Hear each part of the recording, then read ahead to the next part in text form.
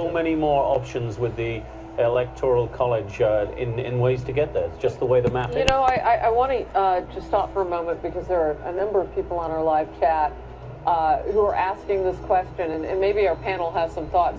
Voting is a waste of time, says Annie0041. Romney won the popular vote. If we can pop up the map, you'll see what they're talking about because the tally is there for us to see. If I can click on it, and then we'll click on it for everybody else.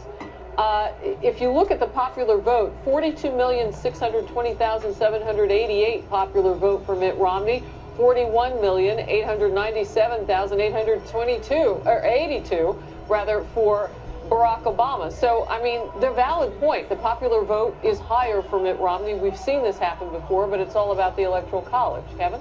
It doesn't really matter, Harris. The rules are what the rules are. And I'm not one of these guys that says, oh, because my guy lost, let's change all the rules and start over again. No, everybody knew what the ground rules were from the beginning. And if I could just go back to what Jenna was saying, even what Tom was talking about earlier, this election showed that money wasn't the key thing for the winning candidate. I think what's interesting is, as Jenna was classifying Twitter as coming out of infancy and into toddlerhood, what you saw was there's an unfiltered way now that people can talk directly to voters and try to get them to do or to be informed of what they want them to know about.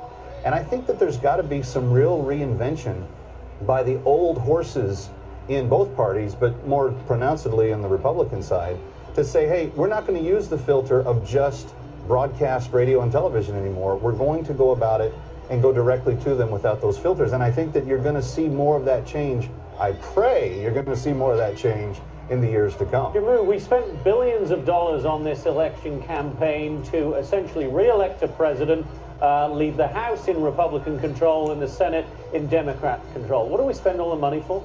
Who knows? Because actually, back to the status quo. I want to go to something that Ariana Huffington actually has said earlier today about those billions of dollars that were spent. Look at all of the long lines. Look at all of the problems we have with our election system. Think if some of that money had actually gone into updating our election system. Yeah. We live like in we live in the best country on the planet, clearly.